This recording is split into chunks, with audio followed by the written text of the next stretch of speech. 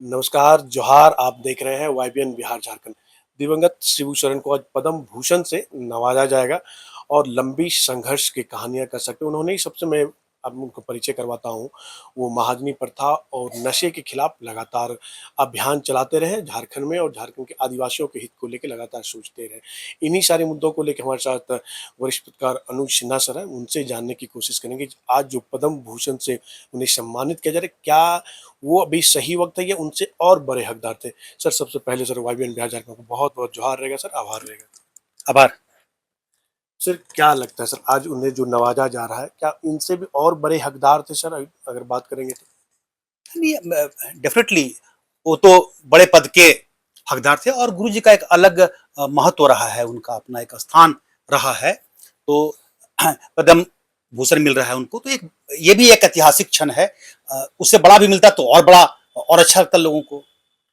Sir, आपने तो पुस्तकें लिखी है सर, क्या ऑब्ज़र्व किया सर? आपने तो बहुत फ़ील किया होगा, उनको नज़दीकी से जानने की कोशिश किया होगा।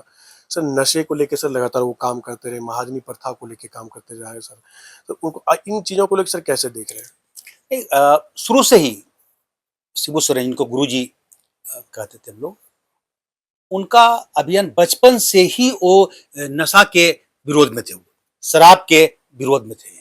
कभी भी उन्होंने जीवन में शराब नहीं पी, नशा नहीं किया, ये बड़ा रहा है। और उनके पूरे मूवमेंट में वो चीज दिखा। जब उन्होंने आंदोलन की शुरुआत की थी, जब वो सुनो संथाल समाज चलाते थे, उस समय भी उन्होंने अपने गांव के लोगों को एकजुट किया था, यूथ को, और मैसेज दिया था है जो लोग भी उस समय शराब पीते थे उसको दंडित भी करते थे। वहां से उनकी शुरुआत हुई थी। उसके बाद हम लोग पहले नशा पे बात करते हैं। उसके बाद जब वो बड़े पैमाने पे चले गए और अभियान उनका बहुत बड़ा हो गया, आंदोलन चले गए, जब टुंडी में उन्होंने आश्रम बनाया, तब भी वहां पर भी उनका नशा के खिलाफ अभियान उनका जारी रहा है। अच्छा, तो बहुत काम उन्होंने किया, लेकिन नशा वाला काम एक बड़ा काम था कि ये नशा नहीं करना है, शराब नहीं पीना है, और शराब पर जो पैसा खर्च करते हो जब बचेगा तो उस पैसे से बच्चों का भविष्य बनेगा।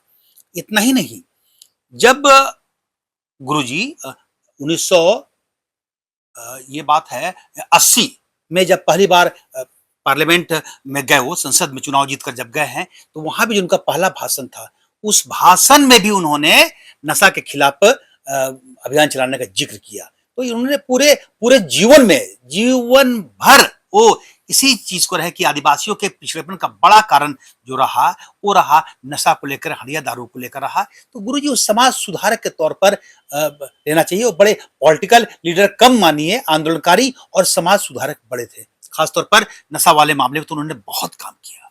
सर, हमने ये भी सुना था जब सर वो आंदोलन करते थे, एक साइकिल से लेकर से एक लाउड स्पीकर होती थी, उसमें घूम-घूम कर सर वो प्रचार करते थे, गाँव-गाँव में जाते थे, नशा के खिलाफ लोगों को जागरूक करते थे कि आप इन सब चीज़ों से दूर रहें। नहीं, वैसा नहीं नहीं था कि वो साइकिल पर लेके प्रचार इसको लेके करते थे।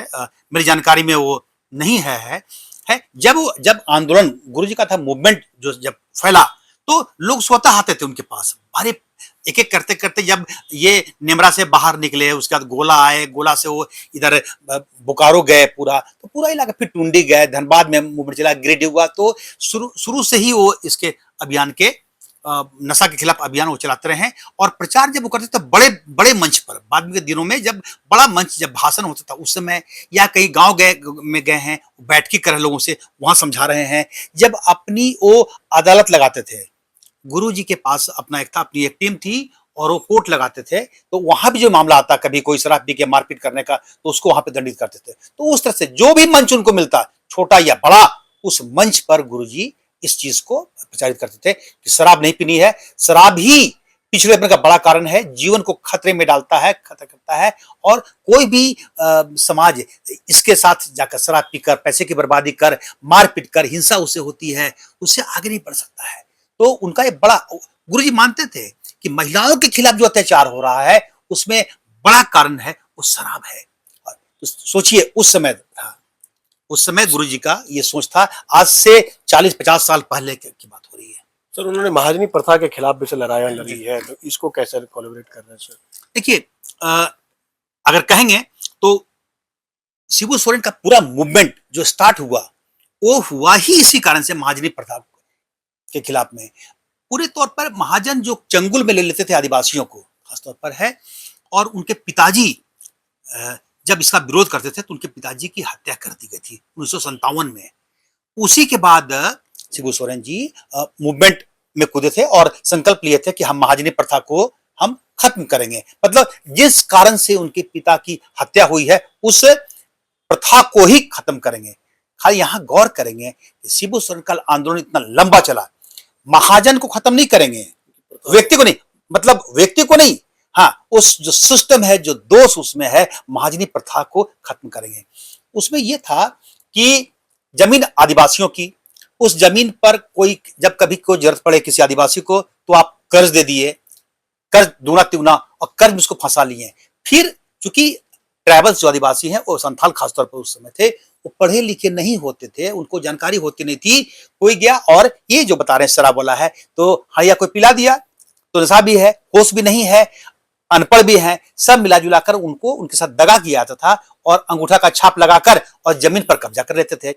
जमीन आदिवासी की उसी कब्जा कर लिया महाजनों ने, और उसी जमीन पर वो फिर काम करते थे, जाके मजदूरी करते थे। सोचिए, जमीन का मालिक अपनी जमीन पर मजदूरी करता था।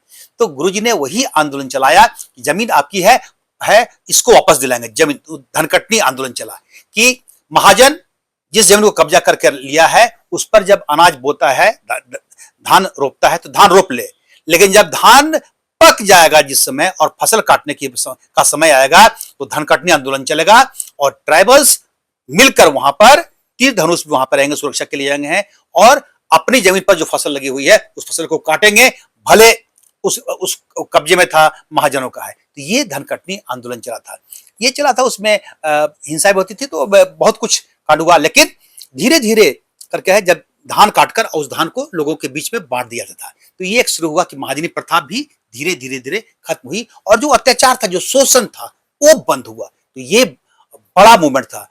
और एक बात आपको बताते हैं कि शिबू सोरेन से जब हम एक बार बैठे थे उनके साथ, हम गुरुजी के साथ है, और हम पूछे थे कि आपके जीवन का सबसे बड़ी उपलब्धि किसको मानते हैं गुरुजी आप? ये मैंने उनसे पूछा था, क्योंकि अलग राज्य दिलवाया उन्होंने, बड़ा मूवमेंट चला, वो एक है, कई काम किए हैं। तो उन्होंने जो पहला वाक्य कहा था कि महाजनी प्रथा को खत्म कराना हमारे जीवन की सबसे बड़ी उपलब्धि है। तो गौर करिए कि गुरुजी मानते थे कि अलग राज्य मिला, अलग राज्य तो देश के कई हिस्सों में आंदोलन चला, लेकिन झारखंड को भी मिला, अलग राज्य बन गया, लेकिन अलग राज्य से बड़ी उपलब्धि वो मानते थे महाजनी प्रथा को खत्म करना, क्योंकि इससे आदिवासियों का जीवन स्तर बदला, उनकी जमीन वापसी हो गई, जमीन मिला, वो मान सम्मान के साथ जीने लगे हैं। तो ये बड़ी उपलब्धि रही है गुरुजी की। सर ये राजनीतिक उनकी शुरुआत कैसे हुई सर? एकाक तो सर राजनीतिक शुरुआत नहीं होगी और फिर उन्होंने पार्टी भी बनाई। हाँ नहीं ठीक है, वो चला अपना है। जब आंदोलन कर रहे थे उसी क्रम में आंदोलन बढ़ते गया, उसमें विनोद बिहारी महतो अब उबेक चलाते थे अपना एक संगठन, गुरुजी एक राय भी थे सब लोग। तो एक बार तय हुआ, उनकी मुलाकात हुई, गुरुजी की भेंट हुई थी विनोद बाबू से, और फिर सब ने मिलकर तय किया था कि अगर अलग राज्य के लिए आंदोलन करना है तो हम सबको मिलकर करना पड़ेगा। वहीं से गुरुजी का प्रवेश हुआ था। सर झामुमो की सर जब स्थापना हुई तो उसमें सर कई लोग उनके साथ थे, धीरे धीरे उनको एकजुट हो गए। तो उनके वहाँ पे मूल क्या होगी सर, जो पार्टी की स्थापना करना है, हमको राजनीतिक सफर को जारी रखना है, क्या यही सब सर मुद्दा था जो जिस तरह से आपने कहा नशा को लेके, महाजनी प्रथा को लेके, कि और कोई मुद्दे? नहीं नहीं नहीं नहीं, अलग राज्य झारखंड लेने के लिए ही ये हुआ था। और लेकिन जब लोग बैठते थे आप संगठन में तो ये हुए थे कि अलग राज्य तो का तो एक पॉइंट हुआ है, पार्टी जब बनी तो अलग राज्य का मुद्दा तो प्रमुख मुद्दा था है, लेकिन तरह है कि एक शोषण विहीन समाज बनाना है जहां पे सब कोई मान सम्मान के साथ रह सके, सबों को शिक्षा मिले, सबों की उन्नति हो, ये सारे इश्यूज थे। उसमें नशा वाला भी इशू जोड़ा गया था कि है नशा खोरी जो है उस पर अंकुश लगेगा, ये सब चीज उसमें था। सर आपने पुस्तक में तो सर कई चीजों का उल्लेख किया है सर, एक सोबरन मांझी से लेके शिवलाल से लेके कैसे वो शिबू सोरेन बने। हाँ वो सब किताब में जिक्र है उसका, उसमें क्या जानना चाहते हैं आप, वो सब चीज है। तो सर उसको कैसे वो शिवलाल से शिबू सोरेन बने? नहीं वो तो देखिए, वो तो बचपन का नाम था, बचपन का उनका नाम था, वहां से आगे जाते गए हैं, फिर चुनाव लड़े, वो सब चलता रहा है। वो बड़ा सुनिए, वो दिसोम गुरु कैसे बने, ये एक अर्थ होता है कि देखिए है जब उनका गुरु जी कैसे बने, सब अलग अलग है। गुरु जी का आज जो उनको मिल रहा है हम लोग उस पर चर्चा करें है पद्म भूषण, वो अलग राज्य के लिए करे और एक पार्टी को उन्होंने खड़ा किया, उसके कारण नहीं मिलता है। वो एक बड़े समाज सेवी रहे गुरु जी, समाज सुधारक के रूप में रहे, सामाजिक जो बनी, उसके कारण इस चीज को आगे आगे बढ़ाने का मौका मिला है। और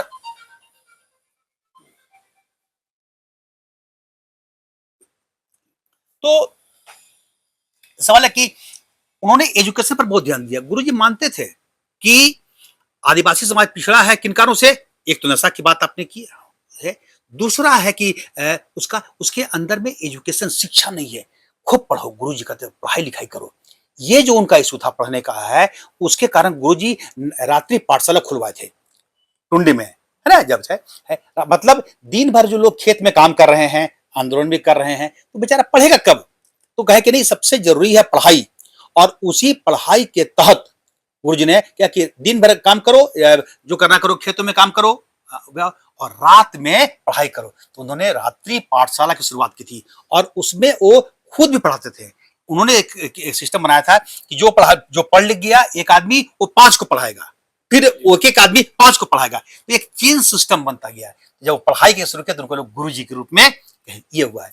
और चूंकि उन्होंने आदिवासी समाज को वो आगे ले जाने के लिए है, जो दिशोम गुरु, उसका जो मार्गदर्शक बने है, जो आदिवासी समाज के मार्गदर्शक बने, इसलिए लोगों ने उनको दिशोम गुरु की उपाधि दी। लोगों ने दी, कोई सरकार और कुछ नहीं है, लोगों के दिल में बसते थे। तो ये गुरु जी का रहा।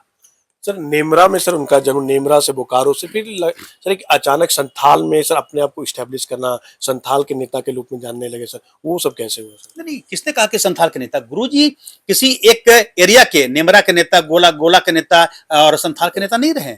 आप गौर करिए, वो पूरे आदिवासियों के लीडर शुरू में थे, बाद में वो सर्वमान्य नेता बने, झारखंड के नेता बने। इस तरह पकड़िए। हाँ, आप ये पूछ सकते हैं कि कैसे वो संथाल भी चले गए। हाँ, तो एरिया बढ़ता गया ना।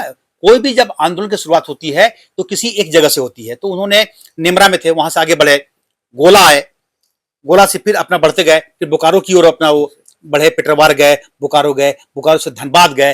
धनबाद में जब आप आंदोलन करते हैं तो पुलिस खोजती है आपको। उस समय का तो माहौल बिहार का हिस्सा था। तब वहां से गुरुजी जब पुलिस खोज रही थी तो उन्होंने अपना जो स्थान है वो बनाया पारसनाथ की तराई में, पूरे गांव में है। पलमा एक जगह था, वहां पहले गए हैं, तो वहां से बना है। फिर वहां से उन्होंने आसपास का एरिया बढ़ता गया, गिरिडीह है, हजारीबाग का पूरा एरिया कर गया, कवर धीरे धीरे एरिया बढ़ता गया है। उसके बाद उसी दौरान जो संथाल परगना के लोग थे, वहां के भी लोग काफी महाजनी प्रथा से बहुत प्रताड़ित थे। तो वहां के लोगों ने आना शुरू कर दिया, जिसमें से एक झगड़ू पंडित भी थे, है ना। तो वो लोग भी आए।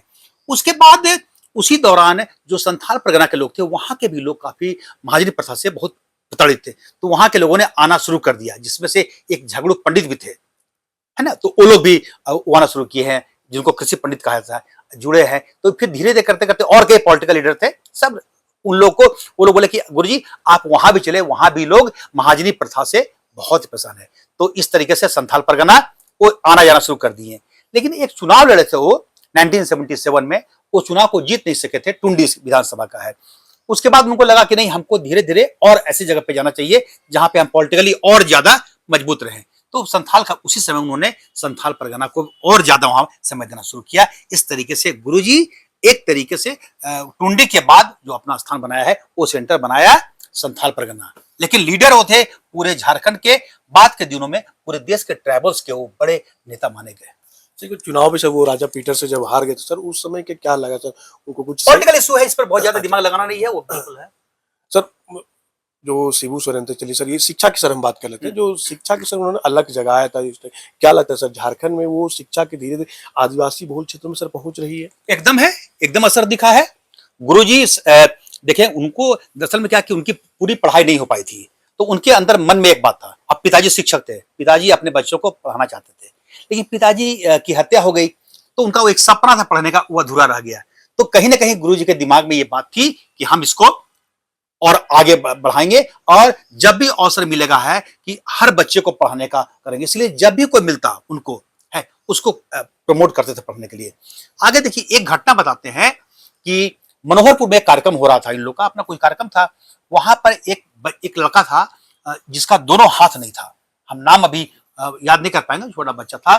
तो उसको लोगों ने लाया था कि इसके पास साधन नहीं है, ये कैसे पढ़ेगा। तो उस समय उसी स्टेज पे गुरुजी ने कहा था कि इस बच्चे को पढ़ाओ, इसका खर्च हम देंगे, पढ़ाओ, है ना, कोई और चीज नहीं, पढ़ाओ। तो वहां इसका मतलब जो कोई अगर आपके पास आदमी आता है, बात करता है, अपनी समस्या को रखता है और आप उसको बोलते हैं कि सबसे पहले तुम अपनी पढ़ाई पूरी करो, पढ़ाई करके अच्छा व्यक्ति बनो, ताकि जो देश का नाम आगे बढ़ाओ, अपने समाज का नाम आगे बढ़ाओ, इससे करते हैं उसको फैलाओ।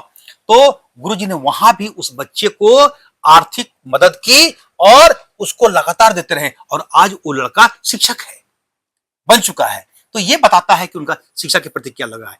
स्कूल खुलवाना बड़ी बात ही है, तो ये इस पर उन्होंने काफी काम किया। एजुकेशन पर भी बहुत फोकस करते थे कि पढ़ोगे लिखोगे तभी आगे बढ़ोगे, और तभी समाज जो है वह पिछड़ा हुआ है वो आगे जाएगा। सर, आप जब पुस्तक लिख रहे थे उस क्रम से आपसे मिलना भी हुआ होगा, तो उस समय का सर कैसा एक्सपीरियंस रहा उनसे जब बातें करते थे एजुकेशन को लेके, नशे को लेके सर? नहीं, वो तो बहुत सरल व्यक्ति है। तो कोई ऐसा नहीं है कि कोई किताब लिखे और तभी हम उनसे मिले। हम लंबे समय से उनको जानते हैं, लंबे समय से उनको हम उनके बारे में सारी जानकारी मिलना जुलना कोई नई बात नहीं हमारे यहाँ उनको है। बहुत ही सरल व्यक्ति एक, दूसरा उनके दिल में जो है वो जुबान पर है, दो, तीसरा कि बहुत शार्प ब्रेन के, पब्लिक के नब्ज को पहचानने वाले व्यक्ति, चौथा जो आदमी तकलीफ में है अगर उसकी जानकारी मिल गई है तो किसी हद तक जाकर उसकी मदद करते थे। मेरे पास दर्जनों उदाहरण है जिसका मैंने किताब में उल्लेख किया है, उसको वो मदद करते थे। तो ये सब चीज उनके खास गुण है। और जब वो तय कर लेते थे, जब भी उनको मौका मिला, हालांकि बहुत पॉलिटिक्स में रहने पर उनको अवसर भी मिला, लेकिन बहुत लंबा अवसर नहीं मिला सीधे काम करने का, लेकिन उनका विजन बहुत क्लियर था। है वो था अलग राज्य का हुआ तो हुआ, महाजनी प्रथा, पढ़ाई पर जोर, पढ़ाई पर जो है, नशाखोरी नहीं करना है। साथ में कहते थे कि जो समय मिलता है उस समय को का उपयोग करो। कहते थे कि जो आडंबर फैलता है उससे बंद करो। शादी विवाह जो आदिवासियों के जो होता है, तो बोलते उनका कहना था कि शादी ब्याह में खर्च बहुत ज्यादा मत करो, कम से कम खर्च करो। है बहुत लंबा त्योहार भी जो होता है उसको बहुत लंबा मत मनाओ, लेकिन कम से कम समय में त्योहार मनाओ, कम से कम पैसा खर्चा करो, और वो जो समय और पैसा बचेगा उस पैसे से अपने बच्चों को पढ़ाओ, उसका भविष्य बनाओ। ये उनका विजन था। सर, उनके जो उन्होंने एजुकेशन को लेके सोचा, आदिवासी समाज को उत्थान को लेकर, क्या लगता है सर अभी का झारखंड की अगर बात करेंगे, आदिवासियों में वो उत्थान अभी दिख रही है कि और जरूरत है? क्योंकि सर पहले नशे की गिरफ्त में रहते थे, लेकिन अब नशे से निकल के सर कई लोग आईएएस, आईपीएस कई जगह पे मौजूद है। सर उनको क्या लग रहा है इसको लेकर, सर कैसे देख रहे हैं? बहुत असर पड़ा। आज किस क्षेत्र में झारखंड के आदिवासी पिछड़े हैं इस चीजों में, एजुकेशन में कहीं पर नहीं है। मेहनत से पढ़ते हैं, चले जाए गांव के अंदर के गांव में भी है तो देखें कि बच्चा पढ़ रहा है, पढ़ाई पढ़ाई कर रहा है, तो ये तो असर दिखता है। और लंबे समय से चूंकि वो समाज पिछड़ा रहा है तो अभी पूरे तौर पर समय लगेगा, लेकिन उसके अंदर में लगन है। जो माँ, अधिकांश महिलाएं जो हैं वो किसी के खेत में, कहीं खेतों में काम भी करती है, मजदूरी भी करती है, तब भी वो किसी तरीके से पेट काट के भी, है ना, अपने बच्चों को पढ़ाती है। ये क्या चीज है? ये जानती है कि शिक्षा ही बच्चे का भविष्य बदल सकता है। तो वो तो असर है। अभी बहुत काम बाकी है, अभी उनको बहुत आगे जाना है ना, लेकिन एक लेवल तो आ गया है। दिमाग में ये बात घुस गई है कि पढ़ाई से ही बदलाव आता है, और पढ़ाई के प्रति लगन है। वो समाज धीरे धीरे समझ रहा है। साधन का अभाव कई जगहों पे है, दूर दराज के इलाकों में अभी और जरूरत है। कहीं भी किसी चीज का अंत ऐसे नहीं हो जाता है कि पूरा समृद्ध हो गया है, समय लगता है धीरे धीरे, लेकिन ट्रैक पर है, सब कुछ है। बच्चे पढ़ रहे हैं, माँ बाप उनको पढ़ा रहे हैं।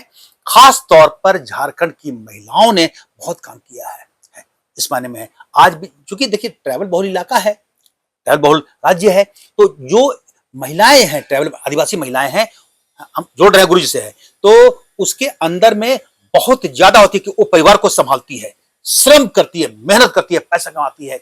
और कई बार जब पुरुष, अब तो कम हो गया है कि हिंसा का भी शिकार वही होती है, क्योंकि वो पैसा मांगते हैं हड़िया पीने के लिए, के लिए है, तो पत्नी का पैसा छीन लेते थे। तो ये सब अब कम हो गया है, बहुत बदलाव आया है, कानून भी बना है, समाज में जागरूकता भी आई है, लोग समझे हैं। और अब एक बात करेंगे, आज जो पुरस्कार ले रही हैं वो उनकी पत्नी लेंगी, रूपी सोरेन जी लेंगी। हम ये बताते हैं आपको कि गुरुजी को गुरुजी बनाने में, देशों को गुरु बनाने में, सफल समाज सुधारक बनाने में उनकी पत्नी रूपी सोरेन जी का बहुत बड़ा रोल रहा है, हम जानते हैं। स्टार्टिंग के शादी के ठीक बाद से, बहुत छोटी अवस्था में उनकी शादी हुई थी, उसके बाद से ही गुरुजी तो आंदोलन में थे, है सारे बच्चों को आगे बढ़ाना, पढ़ाना लिखाना करके देखना है उनका काम, उनका था घर को संभालना। इतना ही नहीं, उसके बाद जब गुरुजी कभी जेल में गए हैं, जब जेल भी गए हैं तो उनको वहां से रिहा करना आरंभिक दौर में वो गुरुजी का ही, गुरुजी को उनकी पत्नी ने ही ये काम किया था। सबसे पहली वाली घटना हजारीबाग जेल से भी, तो वो हमेशा साथ खड़ी रही, तभी जाकर ये काम हो पाया है। बड़ा रोल रहा है। भाषा को लेकर बात करें सर, गुरुजी ने भाषा को सर एकजुट करने का कितना काम किया। अगर झारखंड की बात करें, झारखंड में कई भाषा है, नागपुरी है, संथाली है, परगनिया है, इनको सर बनाने के लिए नहीं, वो उनका आंदोलन अलग था, है वो भाषा पर, वो हर भाषा का गुरुजी झारखंडी भाषा का, सब भाषा का सम्मान करते थे। ऐसा नहीं कि इसी भाषा का प्रयोग करना है, वो कई भाषा जानते थे, संथाली भी जानते हैं, नागपुरिया भी जानते हैं, खोटा भी जानते हैं, खोटा में बात भी बहुत करते थे, वो सब जानते हैं। हर भाषा के प्रति उनका बहुत लगाव रहा, वो सब भाषा का सम्मान करते थे। तो स्कूलों में सब जो स्कूल यहाँ जितने सरकारी स्कूलों में, क्या उनके कह सकते हैं उनकी जीवनी को लेकर सर देखा जाना चाहिए, पुस्तकों में, चाहे हायर एजुकेशन हो, चाहे मीडियम उस एजुकेशन पर हो तो सर? सरकार काम कर ही रही थी, सरकार काम की है, सरकार काम की है, और एक एक चैप्टर भी उस पर जुड़ा हुआ है। वो काम, सर वो हायर काम एजुकेशन के लिए सर अभी कुछ इस तरह की बातें नहीं आई है। अब नहीं तो ये काम है, ये काम देखने का गवर्नमेंट का काम है, पॉलिसी मेकर का काम है, वो लोग अपना करेंगे। कितने लोग जानेंगे उतना अच्छा होता है, वो अच्छे काम को पूरा देश जानता है, बुरा है। अब गुरुजी को पहचान की जरूरत नहीं है, लोग जानते हैं, सारे लोग जानते हैं। हम फिर बता रहे हैं कि शिबू सोरेन को एक अलग रूप में देखना चाहिए, वो दल से ऊपर उठकर एक समाज सुधारक के रूप में देखिए उनको, है उन्होंने काम किया है, बड़ा काम किया है, और जीवन स्तर, आदिवासियों के जीवन स्तर को सुधारने का उन्होंने काम किया है, उनको मान सम्मान के साथ जीना सिखाया है, वो दिखाया है, उनमें शिक्षा का जोर दिया है कि शिक्षित हो, है उनके हेल्थ पर कैसे ध्यान दे, अपने बच्चों के हेल्थ पर, उसके बारे में उन्होंने बताया है, नशा नहीं करनी है उसके बारे में समझाया। ये सब बड़ी बात थी। कैसे एक बड़ा काम उन्होंने किया था, अल्टरनेट रोजगार कैसे देंगे, उन्होंने कहा था सामूहिक खेती करो, सामूहिकता का पाठ पढ़ाया, सब मिलके रहो, ये सब पाठ उनका था कि खेत कोई अगर छुड़ाया गया है, कब्जे से है, तो सब मिलकर उस पर खेती करेंगे, और फिर जो अनाज का उपज होगा वो सब आपस में बांट लेंगे। ये सब काम उस समय 74-73 में हुआ करता था, आज की बात नहीं है, ये सब काम उनका था। इन्हीं सब कारणों से उनको ये बड़ा सम्मान मिल रहा है गुरुजी को, इसके वो हकदार हैं, इससे बड़े सम्मान के हकदार भी रहे हैं, क्योंकि गुरुजी ने वो काम किया बड़े तौर पर, पॉलिटिक्स से हट जाए और एक समाज सेवी के रूप में उनको देखे, ये उनका योगदान है। चलिए, हमारे साथ वरिष्ठ पत्रकार अनुज सिन्हा, इन्होंने स्पष्ट तौर पे कहा है कि जो दिवंगत शिबू सोरेन है, उन्होंने नशे के खिलाफ, महाजनी प्रथा के खिलाफ, शिक्षा के को अलग जगाने के लिए अपने स्तर से बहुत सा काम किया। ये जो सम्मान मिल रहा है, इनके हकदार भी, इनसे भी बड़े सम्मान के वो हकदार है। लेकिन अब सरकार को सोचनी है, चाहे केंद्र सरकार है, कि आखिर इनसे बड़ा सम्मान के हकदार थे, लेकिन जो भी पद्म भूषण उन्हें मिल रहा है, ये भी कहीं ना कहीं झारखंड के लिए बहुत ही गौरव की बात है। सहयोगी निहित के साथ मनीष झा, YBN बिहार।